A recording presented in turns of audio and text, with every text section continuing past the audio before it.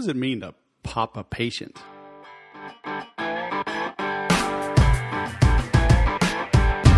Hello, my friends, and welcome to the 192nd episode of the Sales Podcast. I'm Wes Schaefer, the Sales Whisperer, your host. Last week, if you did not listen, go back to session 191 and listen to Nick Loper, owner of Side Hustle Nation. That dude got slapped by Google on the day he left his corporate job to run his side hustle full time. And that cut 80% of his traffic. And it took months to resolve and a lot more money. But the dude persevered. Now he's running his own podcast as well, has over 1 million downloads, and is getting stuff done. What an inspiration to hear how he made the transition, how he overcame great adversity, and how he found riches in niches. Next week, we have Jeremy Shoemaker. I've known Jeremy for quite some time, or at least known of him, and he was a gracious guest, responded right away. We've been friends on Facebook for a while. We both have very similar political and business views, but he hopped right on, and he shares a wealth of knowledge and experience building very large businesses, very lucrative businesses, and he's living in Nebraska. Okay, this isn't some dude living large in New York City or Miami or L.A. He's in Nebraska with his family, living life on his terms. So you want to make sure and tune in next week. Coming up now is Justin Welsh. He's out in Brooklyn, New York, and he has built some big companies. He was with ZocDoc and grew that to $1.8 billion. And now he left that to start anew with some friends, because that's what he likes to do, is work with these smaller businesses. But he shares a story of how he was a quote-unquote crappy sales rep for 6 years. But, he would not have been crappy if he had my new MakeEverySale.com program. I'm just saying.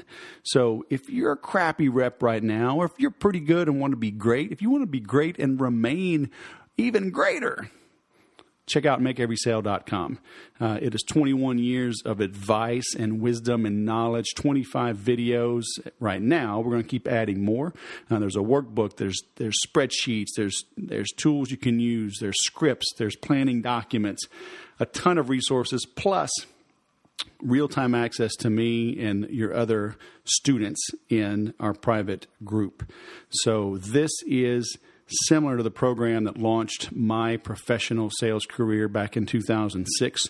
And I modeled it after that, but made it a lot more better. Back then, I joined a course for 12 weeks, and it was just phone calls and a workbook, and that was it. No real-time access, no videos, but it made such an impact in my life, I never looked back.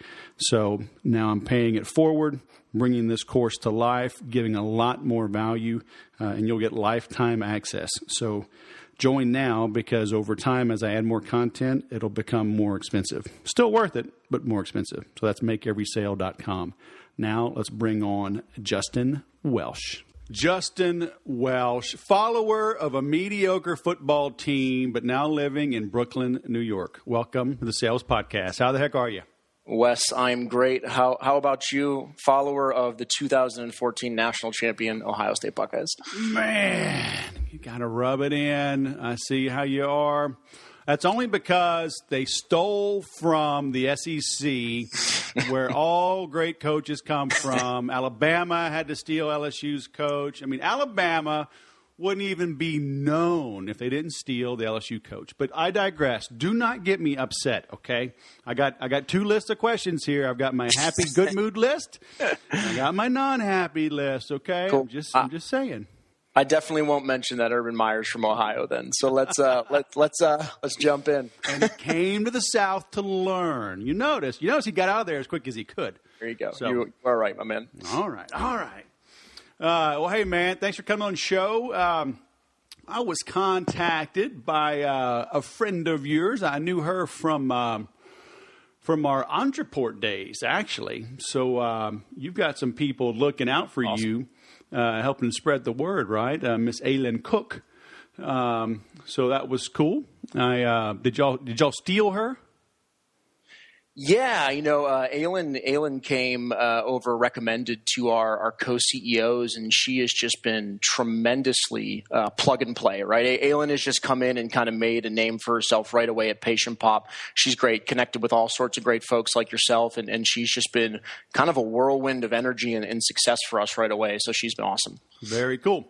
So why are we talking, man? Our listeners may not know who you are, and you've got a little bit of a different track record from people I typically interview, but I do love your background. So could you share a little bit about what we were talking about before we hit record, and then we'll dive down the rabbit hole? Yeah, absolutely, Wes. So when I listen to your podcast and a few other sales podcasts that I really like, what I typically hear is kind of these stories of these guys and girls getting on the podcast, and they've got these tremendous backgrounds. They've got these just tremendous stories where they come out of an Ivy League school, or they come out of a consulting firm, and they jump right into kind of the job of their dreams at 23, 24, and kind of how they move up through their career into an entrepreneurial role or build a team or build a company. And that's just not my story. So I thought it might be really interesting for kind of the guys and girls who don't really fit that mold to kind of hear a little bit about my story. I'm a regular old boring state school guy. I started out in pharmaceutical sales, and I think it might sound a little arrogant if I called my story interesting, but I think it might be relevant to a lot of the folks that are probably out here listening to your podcast, trying to get some tips and tricks and advantages, if that makes sense. Sure. We all have interesting stories, right? Even if it's just interesting to our mom. But sure. Hey, I do like the way you had mentioned in the beginning before we hit record that. So you were a crappy sales rep for 6 years. So was that when you were in pharmaceutical sales? Yeah, I came out of the Ohio State University, and I ended up right in pharma sales. My dad had actually been doing pharma sales for about 41 years with the same company. And when I looked around, we had a couple of cars and a nice house, and I thought that was sort of what life was all about. And yeah, I jumped right into pharmaceutical sales, spent about 4 years at both small and big pharma, and pretty quickly realized it wasn't the job for me, and I probably wasn't the sales rep that they were looking for. I was one of your classic great interviewers, but probably didn't translate really well into doing a very good job for my company. And that's kind of the conundrum that I found myself in when I got out of school. Hey, I'm from the South, man. English was an elective, so, conundrum. You can't use big words like that. Sure. So, yeah, I love that. A lot of people, a lot of salespeople, the last sale they make is on their job interview to get the job.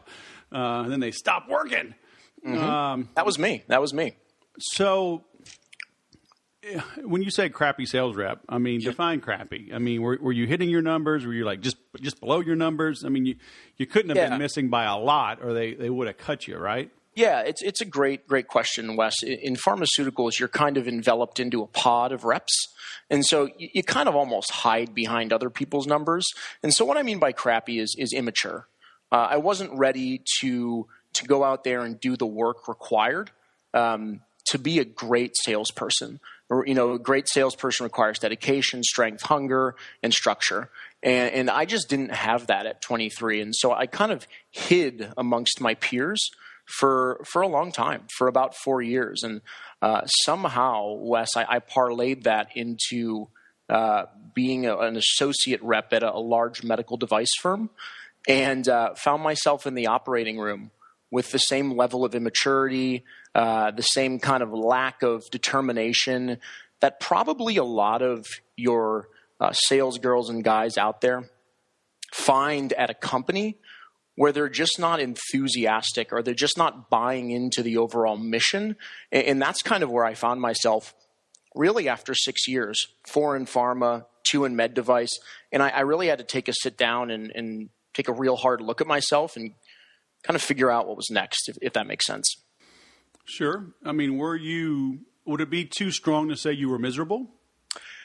No, I think that would be a really accurate description. Okay. I think that, getting up, getting ready in the morning, there was no smile on the face. There was no eagerness to get to work. And, I talk as a sales leader now, I talk to salespeople every day, and that's part of my job. And one thing I hear is sort of that same feeling from so many different folks out there saying, man, I'm not living up to my potential. I haven't found something I'm enthused about. I'm not in the right fit. And that's why they're generally talking to me. And I was that guy sitting in that chair, in 2009 when kind of my sales journey and my sales story changed and helped lead me to where I am today. So I just thought that might be really relevant for some of the listeners looking to really get enthusiastic. So why do you think it wasn't the right fit? Did you not have a good management? Was it the industry? Did you feel like maybe you couldn't make a difference, or at least you couldn't really move the needle in a company like that?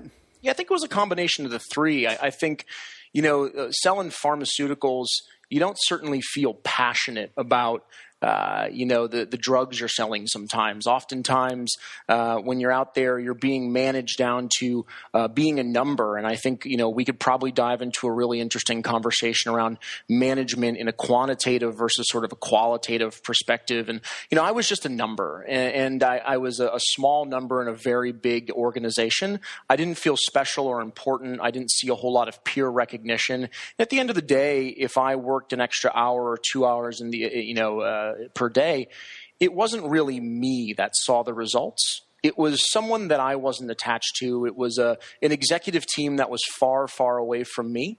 And it was really hard to kind of reconcile putting in the time and the effort. And being so young at the time, you kind of convince yourself to do the easiest thing. And the easiest thing at that point in time, and the thing to do with the least amount of determination, was just to not work so hard. And like I said, I hear that story constantly, still to this day. And I don't think it necessarily means that people aren't ready or people aren't willing. I just think it means that people haven't really been matched up with the right opportunity. And that's what I thought might be interesting to discuss. So how do you know if it's the right opportunity? I mean, because couldn't anything be turned into the right opportunity, or do you think it was better to leave? I mean, I don't know how you made that transition. We're going to get into that. Yeah. But I mean, I've worked in all types of stuff, and ultimately, the adage that I've heard many times and I believe is that people don't quit jobs; they quit people. Yep. You leave a manager that treats you like dirt. Versus the product. And I've always said, give me somebody with hustle, determination, that can be educated and can follow instructions, and I'll teach them to sell anything. So it's that attitude. Where did you find yourself? I mean, you're there. I'm assuming these are decent companies. I mean, Yep. Relatively large companies, right? That's right. Yep, two of the biggest in the industry. And I agree with you. I think there's maybe one other step, at least in my journey, and I think it's really when attitude meets enthusiasm. And I believe that I had the attitude somewhere kind of inside of me, right, to be willing to work really hard, dedicate myself to a company, a product, a vision, but the enthusiasm had to be there. And I think a combination of both management, product, vision just hadn't really grabbed me yet. And when you really find something that grabs you and kind of calls to your heart, I don't want to have to convince myself to sell something. I want the product, the mission, and the vision to convince me right away. And when I first started getting involved in the tech scene in New York City, that enthusiasm kind of came like a shot of lightning.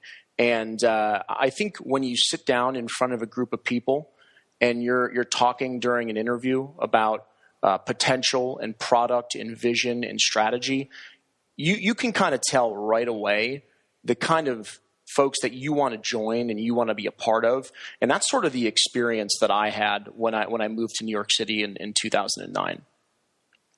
Well, what if somebody can't find it right away? I've told my story many times. I left the Air Force to get into commission sales as a stockbroker. I loved finance and the markets. I've been investing for years and studying. But man, it was a bad fit at the company that I went to. 6 months later, I'm on the streets, man. It took me 3 years to win my contract arbitration agreement to really no avail, but at least I won. In the meantime, I'm drawing unemployment, and I got to go sell something, right?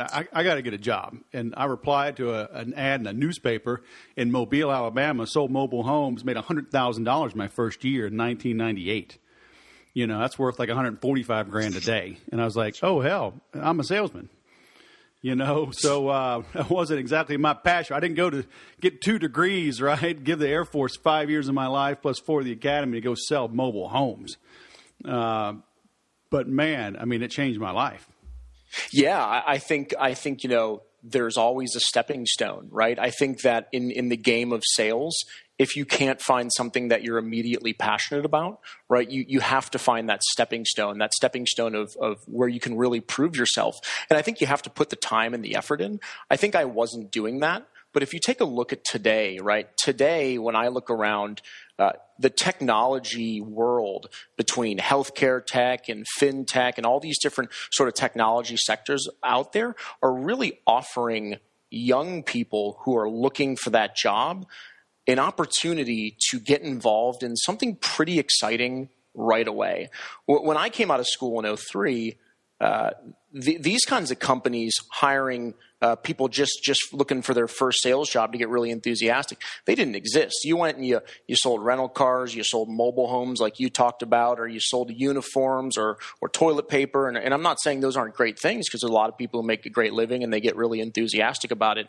But today, with what we've got going on in California, New York, and Austin, and all these different markets, I think there's an opportunity for people who are looking to get enthusiastic about a product and a mission to go out there and find something really fast and find something really easily where they can interject a ton of value into a business. Does that make sense? Oh, sure. But I tell you what, when you're home alone and you're out of toilet paper, you realize that's a good thing to be selling. Sometimes people can be quite motivated. Yeah, absolutely. It's a bad sales call to make, but it's you're happy when they get there. So, all right, you're bumping along.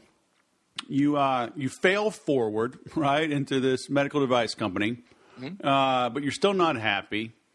What brought about the transition? Because you made a big shift into a big success. Yep. How'd that happen? Pure luck and a little bit of timing, right? So I say it's luck on my part, but with a little bit of understanding and a little bit of kind of knowing what's out there. It didn't have to be. It didn't have to be luck. It didn't have to be coincidence. I got a phone call from a headhunter, which most of us do all the time. And they said, we've got a really interesting young startup with nine people in it in New York City. And I was living in Allentown, Pennsylvania, selling medical devices in the Lehigh Valley. And I thought, wow, you know, New York City, what's a startup? What is a startup, first of all, and how is a company running with only 9 people? And I had all these questions. I was just completely ignorant to really that entire world. And luckily, I got this call, and I took a bus from Allentown to New York City. I went to Chinatown in New York in an old rickety building on Lafayette Street. Took a really small elevator up to what amounted to an apartment. Sat down with 5 executive team members from a very small company called ZocDoc and listened to some of the most intelligent discussion about the future of a business, the future of healthcare, the future of technology. And at that point in time, I kind of went from being a guy who was looking for a trip to New York City to a guy who was really interested in what these guys were saying, where they were taking this company, and how at 28 at the time, I could be a really, really big part of it. So I like to get out there and kind of tell those guys who are 6, 7, 8 years into their sales careers, who are looking for something interesting, to really make sure that they open themselves up to the world that's out there in terms of both startups, technology, applications, anything that people are getting in and making a huge impact. So, all right, here's a crazy question. Yep. I mean, based on what I know, you told me about the growth, it seems like they made the right hire. But it seems like they went about it the wrong way. It seemed like they were almost selling you. Did they get lucky, in bringing you on board? Because it sounds like, and I've seen this even experienced companies, they don't really know how to hire, and they end up selling the interviewee on the opportunity. Did that kind of happen with you? Sure, 100%. Yeah, they were really excited, and there were two other sales guys at the organization, and I got an opportunity to meet them. I got to hear how great the job was. I got to learn a lot about healthcare, and really at the end, it was all about me coming to New York City and becoming a part of this great organization. And the interesting thing was, I kind of got lucky, they kind of got lucky, and when we put it all together, it was actually a perfect fit. For the first time in the world, I had, in my world at least, I looked at a product and a company and a vision and thought, boy, this is something that I would use every day. This is something that I would be really excited about. I asked my parents and my friends and said, is this an application? Is this a software that you guys would use? And what it is online appointments for doctors. And we all thought, absolutely. And I recognized that, man, as I look around and see companies like OpenTable and TripAdvisor and Yelp at the time, I thought this has got legs, and I got immediately excited. And when I moved to New York City from Allentown, I almost became kind of a different person. I got up early, I worked late, I hustled harder than I had ever hustled before, and it wasn't just for me; it was for the ultimate mission. And I think, as I've grown and become a sales leader at a few different organizations, one thing I've recognized is, much like you said earlier, people don't quit jobs, they quit managers, but they also quit missions. And I really believe that when you get a group of guys and girls together that are all on the same mission, I think it's pretty hard to fail. And so that's just kind of a lesson I had really early when I transitioned over to that company, and something that's really stuck with me when I go to build, sales organizations like I'm doing today. So you went from being a salesperson, though, to a sales manager, right? That's right. Were you nervous? I was. It's a very different skill set. In fact, as you know, and as I've listened to quite a few really highly successful sales managers and VPs of sales on your podcast, it's just there's more learning being a sales manager than there is being a salesperson. I think salesperson is a skill. It's definitely something you learn. But when you get thrown in the crux of management, trying to kind of step back from being a B2B knocking on doors sales guy to really understanding what it takes to be to really show long-term growth and how to motivate people while attracting top talent and keeping your people around. It's suddenly you're juggling, 4 balls at once in the air instead of 2, and it becomes so much more difficult. So yeah, I was absolutely nervous. So how'd you make the shift? I mean, because you said when you left, currently they're what? They're at a $1.8 billion valuation. Yeah. They have since grown to be quite big, and I think they're near maybe 700, 800 employees. I'm not sure. When I was there were just 10. Gosh. Yeah. So really, what I did is I had to build my team, and I stopped looking at resumes.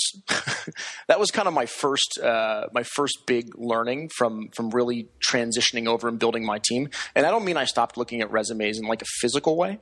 Of course, I looked at resumes, but I stopped reading resumes and deciding that somebody was a really good fit ahead of time. Have you ever done that earlier in your career when you were looking to hire someone and a resume came across your desk and you thought, oh my gosh, this is the best person for the job. I cannot wait to talk with them. And then they're kind of a bummer, or they're just kind of average, but the resume convinces you to do it. And I had to really make a shift in who I was looking at to add to my team. And I started looking at people that really believed in the mission. And that was kind of some of the intrinsics that I looked at: believing in the mission, super hungry, problem solver. And I started hiring a team, not of healthcare sales representatives, but of scrappy young foot soldiers who wanted to go out there and really accomplish a mission together. And that was kind of a big change for me from just selling door to door. Oh, so you don't like old guys like me, huh? You think we can't sling some doc ops? I mean, what's up with that? No, I guess I probably shouldn't have said young, but just happened to be. Now you're calling me old? I'm just 46, dude. You think that's old? Come on. Hey, man. No, I think I hired a great deal of people from all ages and backgrounds, and we had a lot of success with people. And in fact, one of the gentlemen who's currently on my team and actually leading my team in sales this month is a guy who's been in the sales industry for 20 years. And I'll tell you, it's not young in age that I'm talking about. It's energy. Right, it's infectious energy that gets the team rallied around, and I've seen that coming from a lot of different people, and that was kind of one of the values that I looked for within building that team. So somebody has the energy. So let's, we got a lot of people listening that are entrepreneurs, are doing their own thing. What can they do to up their sales game, and what should they be looking for when they're hiring, when it is finally time to add somebody? Because I know I'm a bad manager. I don't like having to tell somebody what to do and supervise them. I'm like, see that building over there? Attack that building and take it over, and call me when it's done, because I got other stuff to do. And it's like, if I have to show you every step of the way, it's like, I know I don't have the patience for that. Yeah. I think the easiest way to answer that question, Wes, is let's just take your podcasts, for example, right? I've done a couple of podcasts, and I jump on yours, and the first thing that I notice is infectious energy, right? You come at everyone that you interview with this tremendous amount of energy. You're very easy to get along with. You have kind of this great personality where you're just a friend right away, right? And I'm not kind of kissing up to you, but when I sit in an interview with a guy or a girl and I say, "Hey, tell me about the greatest accomplishment that you've ever had in your personal or your professional life," right? Oftentimes I get these very, very well-crafted, well-thought-out, well-rehearsed and scripted conversations that they've come prepared to talk to me about. And oftentimes what I get instead is kind of these people who just light up, and they start describing this amazing, exciting experience they've had. The story doesn't even have to be that coherent. The story tends to go down one path and then go down another, and sometimes they don't tie up loose ends. I would rather see that infectious spirit in somebody that I'm interviewing than someone who tells me a well-orchestrated, well-constructed, non-interesting story about what's supposed to be the greatest moment of their personal or professional life. So oftentimes when I start out with an interview, in order to judge someone's sort of energy, I'll come right at them, and that'll be a question I just start off with. And to be frank, most of the time what they're expecting is for me to ask them to run through their resume. So a lot of times I'll just catch them off guard, and it gives you a really great opportunity to see whether or not someone brings energy and kind of that infectious behavior to the table. Yeah, it's great, because I get into that in my own sales training, and I've got a program called No More Sales Duds, and it's a simple course, and it's just really more of a tutorial with a bunch of steps on how to screen salespeople, and I put prospects through the ringer, man, because I want to see how can they think on their feet, how do they handle when the pressure's on. And then in my sales training, I do the same thing. You can't come at the prospect just like every other salesperson does. Otherwise, they're going to see you as every other salesperson, and they're going to think your product's just like every other salesperson. So the only way to differentiate it is on price. Yep. Yeah, I can't tell you how many times either myself or someone in my team has sold our platform or our product today. And the company that I work for now is called Patient Pop. And our platform, just because we're all excited about it, right? This platform is the best platform for marketing a healthcare practitioner's office. And it comes through in our voice. It comes through in our body language. It comes through in our behavior. And I've had a lot of physicians look at me or one of my team members at the end and say, "Yeah, let's give this a go. I've never seen someone so amped up about kind of what they're representing." And when you believe in something so much, I think it comes across. I know this isn't mind-blowing stuff, Wes, but I think it's stuff that a lot of people forget. They're so focused on being perfect in their sales delivery and their sales acumen that they forget to be human, and they forget to be excited. And I think that's something that we preach here at Patient Pop quite frequently. Yeah. That is basically the secret behind beginner's luck. Sure. Is that the person is just energized. They're happy to be there, and that enthusiasm is contagious. And they also don't know enough to sit there and pontificate for hours. Oh, I got the cure for you, man. I got just what you need. Instead, they ask a lot of questions. Yep. And they're enthusiastic, and next thing you know, the prospect just sold themselves. That's right. So, that's a little secret, right, for bottling up that type of energy and making it last and propagate through your team. So that's cool. So now, what is your process for bringing on or screening good people? I mean, when do they get to talk to you as the ultimate boss? Versus lower levels, and maybe it's more applicable at your previous company because it's bigger. But I'm like, how big is Patient Pop now? Yeah, we're pretty big. We're just north of, I guess, for us, we're pretty big. We're just north of about 125 folks. Okay. We have, I joined in January of 2015 with basically very little sales, if any, and we've gone from about zero sales reps. We have about 30. now, and that's split between strategic inside and outside. And we're looking to double our sales force in 2016. And right now we're on pace to quadruple our revenue after doing really 200% quarter-over-quarter growth last year. So we're in a great spot. And now I kind of have layers in between myself and the sales management. And, my sales managers have a process in which they follow to identify really great candidates. But when candidates come to me, I kind of follow some of the same patterns that I followed at my previous job. And that is, I look for two really big intrinsics, and I look for sales acumen.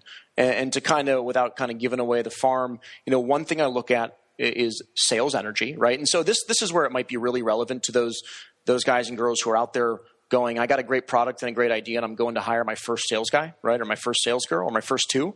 I look at two things that are really important. To me, energy is infectious and important, and I already discussed that with you. But the real second thing to me is, how do people think on their feet? And you just mentioned it earlier. You said sales is a game oftentimes of thinking on your feet, right? So I ask a very, very simple question. I create a scenario for each one of my potential salespeople. I ask them kind of a multiple choice question, A, B, C. Doesn't matter what the question is. And whenever they give me the answer, after they think about it for a while, I try and make it a nice, good question where they really have to use their brain and mind. I might make it a pricing question, or you have 3 different prospects to visit on one day, and this is what they sound like. Who would you choose? And whichever answer they choose, I just sit straight across and I say, what if I told you that is absolutely the worst choice that you could have made? And I sit there silently, and from 90% of the candidates, I see a red face and I hear, but from 10% of the candidates, I hear a simple question back. That's Why fair. do you say that? Tell me a little bit more about that. Why do you say that? Help me understand why this was a poor choice. And for me, that is somebody in a real life setting where they're nervous, they're going for a close on their own for the job, where I get a real life insight or look into how they handle adversity, think on their feet, make a quick decision. And that's been a real go-to. And if they can kind of pass the energy test, they can pass kind of the thinking on your feet test, then really it becomes a sales acumen look for me, which is how well do you represent yourself professionally through discovery, demo, negotiation, and close. And I think those are sort of the 4 steps that I take a potential prospect through after looking at the intrinsics. Does that make sense? Oh, yeah. So it's like, what is the greatest football conference in college? I mean, the SEC, or the SEC.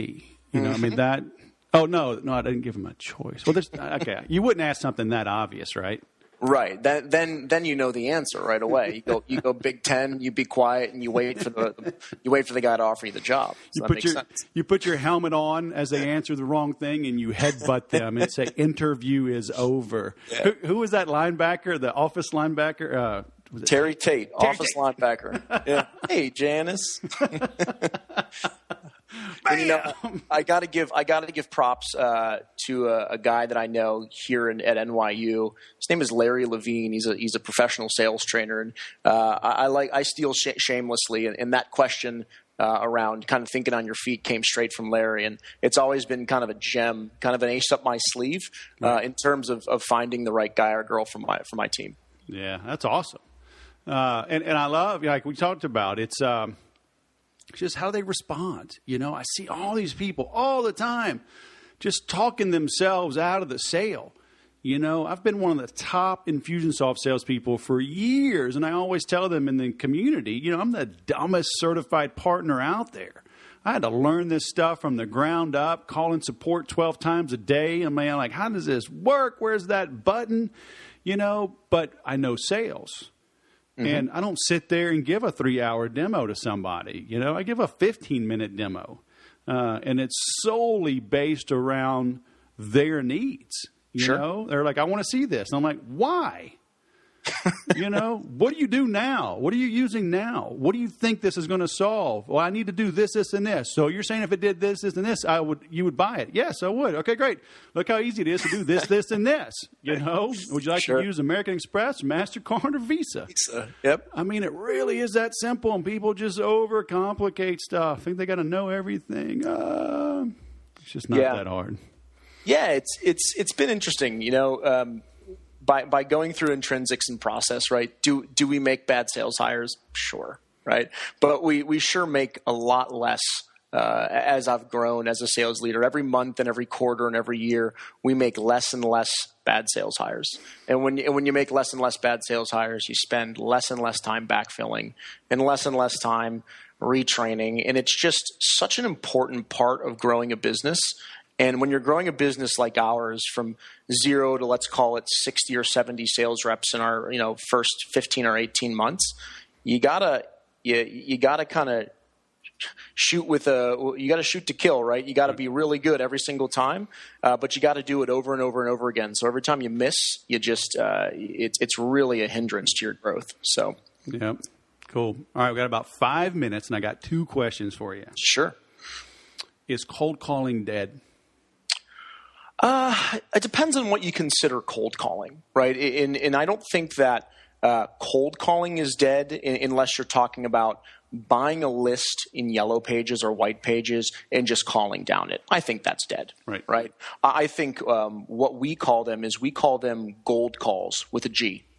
And so I think generating leads from your marketing department is extremely important. And we have kind of an inquiries down to closes funnel that we use through our marketing department, aligned with our salespeople. But our salespeople are expected to pick up the phones or to go out in the field and make a certain amount of gold calls every day. And a gold call to me is a prospective prospect or client that has an indicator that they would be more likely to buy, and they've been warmed up. So in my job, it's have they marketed their practice somewhere? Are they on LinkedIn? Have you connected and started a conversation? That is now a quote unquote warm call, I guess. So we call them gold calls, but dialing down a list is dead in the water. Yep. I agree 100%. All right. So final parting words of wisdom for our listeners. They're out there trying to make sales, trying to grow.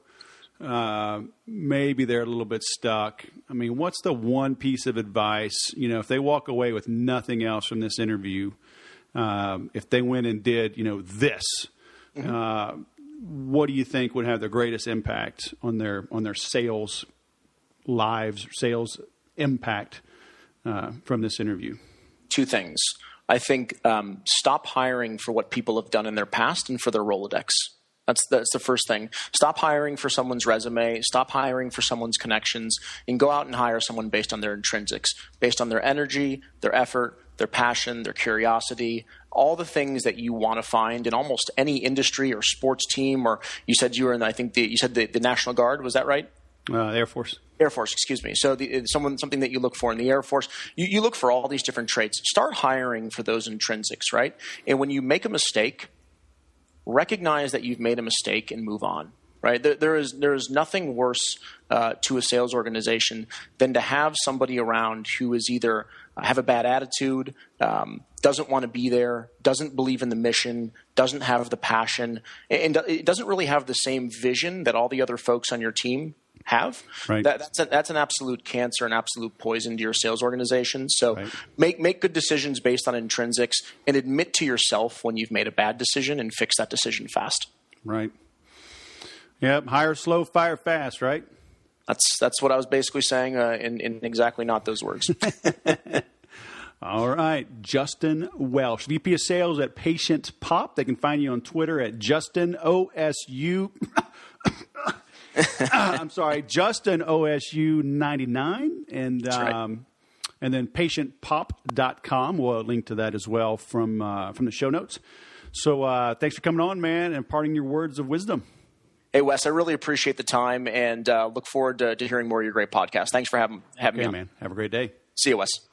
If you are in sales or in sales management, there is some gold in them thar hills, kind of working from the bottom up. Stop hiring for what they did in the past and their Rolodex. Man, I can't tell you how important that is. Just because somebody has sold in the past doesn't mean they will sell in the future. Just like stocks, investing, past performance is no guarantee of future results. And that is totally true of salespeople. You need to hire for their passion and for their conviction. You can train them the skills. But most sales managers don't know what to do. They don't know what's expected. You give your people quotas and just say, go get them. You need to manage activities and pay on results. Manage activity and pay on results. In my No More Sales Duds course, which I don't think I've ever mentioned, but I just spruced it up, gave it a little love and attention. And Justin's kind of motivating me here. But in the No More Sales Duds program, I talk about manage activity and pay on results, what you need to do as a sales manager. We get down into the 15-minute increments, how to manage your people so they're doing the right things at the right time, saying the right things to the right people. If you can track all of that, if you can measure it, then you can improve it. But if you just say, go get them, Tiger, you're going to have a long row to hoe. Okay, so just like Justin says, hire for passion and for the intrinsics. When you make a mistake, address it and move on. So if you are in sales management and are looking for a way to boost your sales, check out nomoresalesduds.com. That'll help you understand how to screen, how to interview for, how to hire, how to onboard great salespeople, and to keep them. Justin shared some nuggets in there, talking about in the interview. He says, what if I told you that was the absolute worst choice you could have made? Far too many people, sales managers, are selling the prospect on why they should come join them instead of the other way around.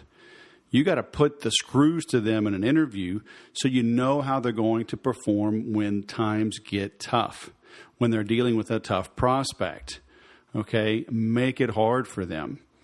And that's a lot of the things that I cover in that No More Sales Duds program. So, check that out. Some other things, though, he talked about be open to opportunities. My dad always said, do what's best for you when it's best for you when it comes to business.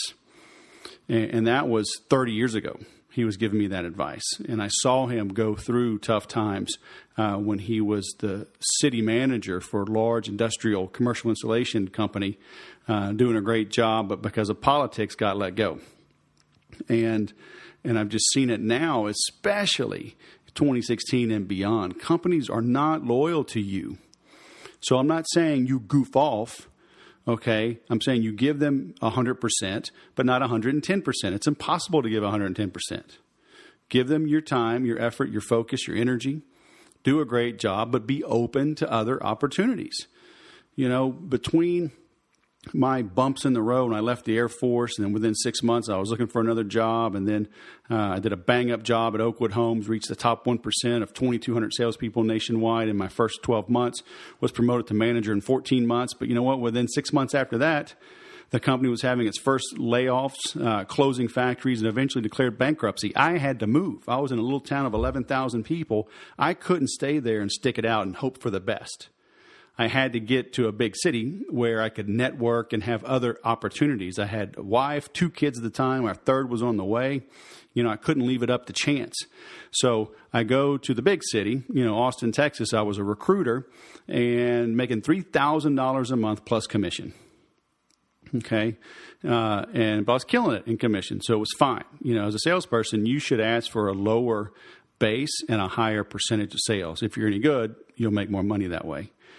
But within 6 months, I was recruited into high tech. And so they gave me a $50,000 base plus commissions. And we didn't realize at the time, but the economy was tanking. The dot-com bubble had kind of burst, but was slowly letting the air out. But January 2001, my commission bonus for the year of 2000 was $55,000. That was life-changing money to me. Okay, it'd be life-changing money today, but man, it was really life-changing. I was 30 years old. We had 3 kids. It was miraculous. But I went from, $3,000 a month to $50,000 base to a $55,000 commission. And I got recruited away from there to a $73,000 base just 2 years later. 2 years after that was recruited to an $80,000 base. So it kept moving up because I was open to new opportunities. I never burned bridges. After one of the layoffs, within 6 weeks, I was back at work at another startup, and the former president of sales of the previous company was the CEO of the new company. And he called me immediately, said, come on board. Okay, he made room for me because I performed, but I was open to new opportunities at the same time. You've got to have your eyes and ears open. Okay, again, working backwards through this interview, when attitude meets enthusiasm, you get success. So great advice there from Justin. And I guess I kind of bounced around a little bit in sales. He called himself a crappy sales rep for 6 years, and I don't think I was ever crappy, but I spent a lot of time, especially going through the ups and downs and the layoffs and reorgs of high tech, where I was not very motivated. So that happens. Okay, but you should be somewhere that you enjoy. You need to be constantly learning. Recognize everything for what it is. Great times don't last, but tough times, terrible times don't last either. Okay, they're all stepping stones, they're lessons. So kind of detach and do your best to learn from the situation that you're in and apply it so you can grow from it. And I think Justin really epitomized that. And the success is overwhelming. Growing ZocDoc, it's a $1.8 billion company now. Then he left and joined Patient Pops, up to 125 in staff, 30 salespeople. He's going to double this year, quadruple revenue this year. All from a 6-year crappy start. Okay, so if you're in the middle of tough times, like I say, if you're going through hell, don't stop. Okay, take a step back, look at the benefits of where you are. You have a paycheck, you have benefits.